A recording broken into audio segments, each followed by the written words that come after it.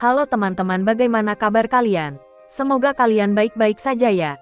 Di video kali ini saya akan melanjutkan part 3 atau part terakhir dari anime yang berjudul Ansatsu Kizoku.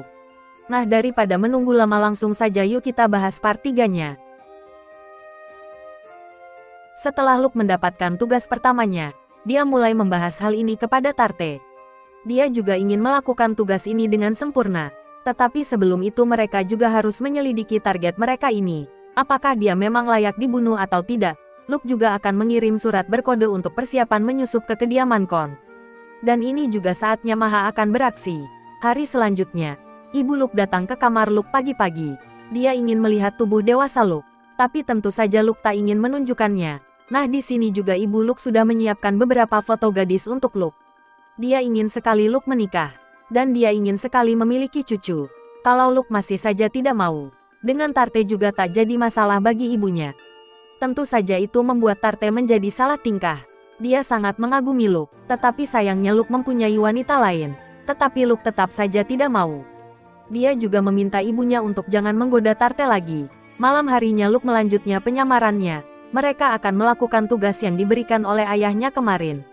Dan itu juga berkat informasi yang didapatkan oleh Maha. Sekarang akan pergi ke kota terbesar setelah Milteru, yaitu Pisear. Di sana banyak sekali tentara yang terluka. Dan gadis yang masih kecil juga mulai mencari uang untuk biaya hidup mereka. Di sini Luke menawarkan gadis ini. Jika dia mau berhenti maka dia akan memberikan kesempatan kepada gadis ini. Dia langsung melempar dagangan gadis ini. Dan Tarte juga langsung menghajar beberapa preman yang ada di sana. Luke juga ingin mengunjungi rumah gadis ini. Dan di rumah itu terlihat ibu gadis ini dalam keadaan yang tidak baik-baik saja. Dia seperti orang sakau atau pecandu narkoba. Dia seperti mayat hidup yang mengamuk. Karena Luke ada di sana, dia langsung menghentikan kegilaan dari wanita ini. Dia membuat tubuh wanita ini tidak butuh narkoboy lagi. Setelah melihat-lihat kota Pisear, Luke dan Tarte pun langsung pulang.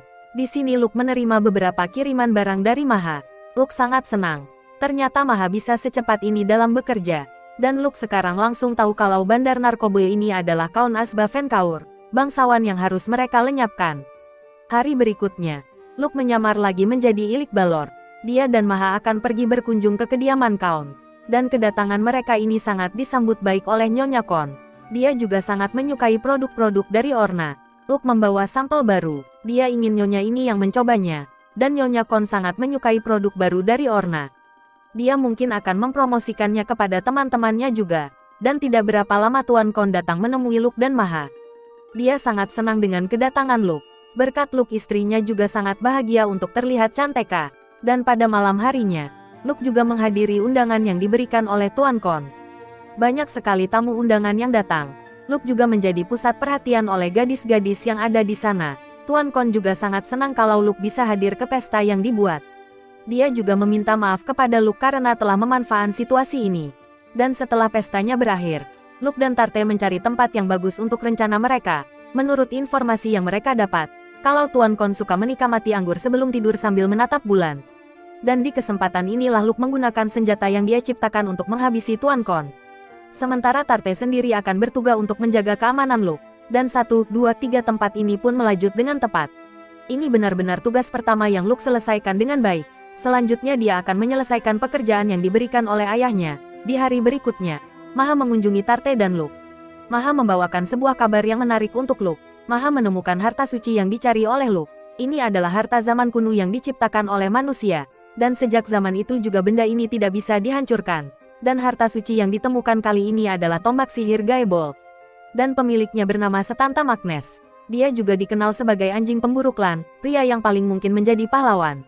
Luke juga ingin Maha mendapatkan tombak ini. Ya, Maha hanya bisa mengusahakan yang terbaik untuk mendapatkan tombak ini. Dan di sini juga Maha mempunyai kabar buruk untuk Luke. Di mana telah terjadi perang saudara di kerajaan tetangga Swogi. Dan keluarga Tini bergabung sebagai pauskan kerajaan.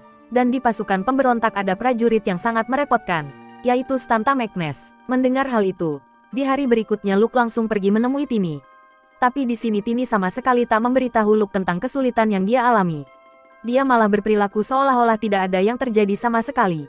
Tetapi walaupun Luke tetap saja bertanya-tanya tentang yang terjadi, karena Luke pikir ini akan berbahaya untuk Tini. Dia ingin mengajak Tini untuk kabur bersamanya, tapi tetap saja Tini tak ingin ikut bersama Luke. Dia tahu apa yang terjadi dan dia juga bisa menjaga dirinya sendiri. Karena terlalu sering berada di dalam kamar, Tini ingin sekali mengajak Luke berjalan-jalan ke ibu kota. Dia juga ingin menyamar seperti Luke, dengan menggunakan rambut palsu. Di sini Luke dan Tini pun pergi berjalan-jalan tanpa ada satu orang pun yang tahu. Mereka pergi ke restoran, bermain dan melakukan hal-hal menarik lainnya, dan saat sudah kenyang mereka pun pergi. Tapi sebelum mereka berpisah, Tini ingin mengajak Luke pemandian air panas yang cukup terkenal di Vicon. Dan tempat ini juga sudah dia pesan dengan penuh. Jadi mereka bisa menggunakan pemandian ini sepuas mereka. Mereka pun mulai mandi bersama. Setelah mandi bersama, dan menikmati satu hari ini berdua, seperti biasa mereka pun memutuskan untuk berpisah. Tapi di sini Luke berjanji kalau dia akan membuatkan makanan yang enak untuk Tini saat mereka bertemu nanti. Dan setelah Luke pergi, Tini beserta prajurit yang menyamar lainnya segera membuka identitas mereka. Mungkin mereka akan melakukan sesuatu yang seharusnya mereka lakukan. Dan di saat Luke sudah sampai ke rumahnya, dia buru-buru untuk masuk ke rumah karena ada seorang pria yang terluka parah. Pria inilah yang akan memberi mereka pekerjaan baru. Dan Qian ingin Luke yang mengerjakan pekerjaan ini. Targetnya adalah Tini putri Konvikon. Dan Luke harus membunuh Tini di dalam misi ini. Pekerjaan ini boleh Luke tolak. Keputusan semua ada pada Luke. Tapi sebelum memutuskan semua ini, Luke ingin tahu alasannya kenapa dia harus membunuh Tini. Bukankah mereka dilarang untuk jangan mencampuri urusan kerajaan tetangga? Qian pun menjawab, sebenarnya perang saudara ini sudah selesai. Vicon juga sudah membayar ganti ruginya. Vicon menyerahkan sebagian besar kekayaan dan wilayahnya, tetapi tidak cukup sampai di situ. Ternyata kekuatan Tini menarik perhatian musuh, dan para bangsawan serakah ingin mendapatkannya. Sebenarnya ayah ini ingin menyerahkan Tini begitu saja demi menghindari pertumpahan darah. Tini juga menyetujuinya, tapi sayangnya para pengikut Vicon tak ingin menyerah Tini begitu saja. Bagi mereka Tini adalah harta berharga milik kerajaan. Mereka juga rela mati demi membela Tini.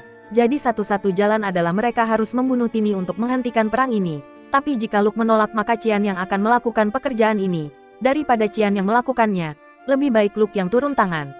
Tapi ini semua demi kebaikan Tini. Meskipun dia mencintai Tini, dia juga sudah berjanji kepada Tini. Saat Tini meminta bantuannya, maka dia akan berlari kepadanya. Tini pasti sedang menunggunya di sana. Ayahnya juga berkata kalau dulu dia juga pernah menyimpang dari prinsipnya. Dia menggunakan pedang demi orang lain, selain kerajaan, dan Luke harus tahu itu dia lakukan demi istrinya. Dan ternyata Tini dan Luke adalah sepupu, dan rambut perak mereka adalah murni genetik, dan Qian ingin Luke berjuang sama sepertinya dulu. Di sini Luke pun mulai menyiapkan segala sesuatu yang dia butuhkan, karena jarak tempuh yang dia lalui sangat jauh. Di sini Tarte mencoba membantu Luke, dia akan menggendong Luke menggunakan sihir yang pernah Luke ajarkan kepadanya. Dengan bantuan Tarte mungkin mereka bisa menempuh melebihi 40 km per jam. Tarte sangat ingin menjadi seseorang yang bisa Luke andalkan. Tapi sayangnya Tarte tak bisa mengantar Luke sampai ke tempat tujuan. Kekuatannya hanya sampai di tengah jalan saja, dan berkat Tarte dia bisa menghemat energi. Dan sebelum Luke pergi Tarte hanya berpesan kepada Luke, jika dia mencintai Tini, maka dia ingin Luke dan Tini bisa selamat sampai perang berakhir. Nah di sini Luke pun sudah sampai ke kediaman Tini. Di sana banyak sekali musuh yang ingin masuk ke istana. Tetapi banyak juga prajurit yang terus membela Tini. Di sini Luke langsung saja menggunakan senjata yang sudah dia siapkan. Dia menggunakan senapan untuk membunuh prajurit yang memiliki mana. Dia terus membuat kekacauan, agar dia bisa menyelinap masuk menemui Tini. Dia juga membawa salah satu prajurit wanita yang telah gugur ke dalam istana Tini. Dan tidak berapa lama Luke pun sampai ke kediaman Tini. Di sini sangat senang. Luke akhirnya datang membantunya. Dan ternyata di sana juga ada ayah Tini. Mereka benar-benar terkurung ke kastil ini. Luke langsung memperkenalkan dirinya. Dia juga akan memenuhi permintaan ayah Tini ini. Di sini Luke juga sudah memiliki ide. Dia akan membakar ruangan ini. Dia akan membuat keadaan seolah-olah Tini telah bunuh diri. Dia juga sudah menyiapkan mayat wanita yang gugur. Jadi orang-orang akan berpikiran kalau Tini benar-benar bunuh diri. Karena dia tak ingin melihat rakyatnya menderita. Tetapi di saat Tini ingin menyampaikan pesan yang akan dia sampaikan ke rakyatnya, tiba-tiba saja cahaya ilahi datang. Luke benar-benar bisa merasakan kalau ada bahaya yang sedang mendekati mereka. Dan benar saja itu tadi adalah perbuatan pria yang memiliki mana yang luar biasa. Luke ingin membasmi pria ini dengan meriamnya, tetapi sayangnya tidak berhasil. Pria ini hanya mengalami luka sedikit saja di bagian kepalanya. Ternyata kedatangannya ini hanya ingin mengambil Tini.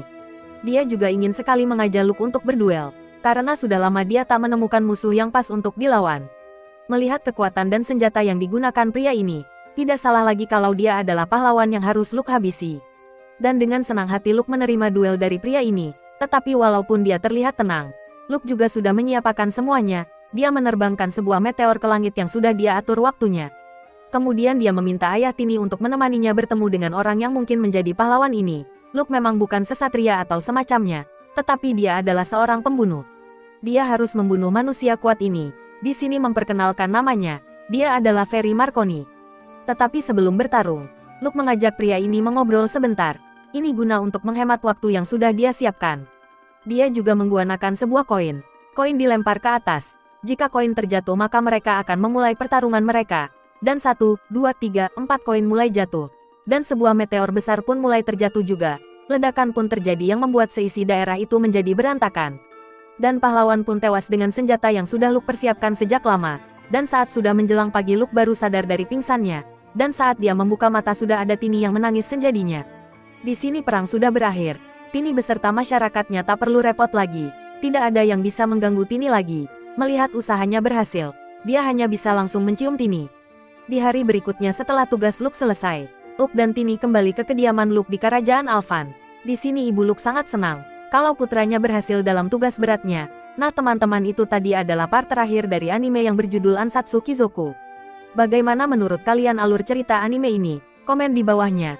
Dan sebelum mengakhiri video ini saya mau minta maaf nih, jika terjadi kesalahan di dalam penyebutan nama karakter, tempat dan sebagainya. Baiklah kalau begitu saya pamit dulu ya.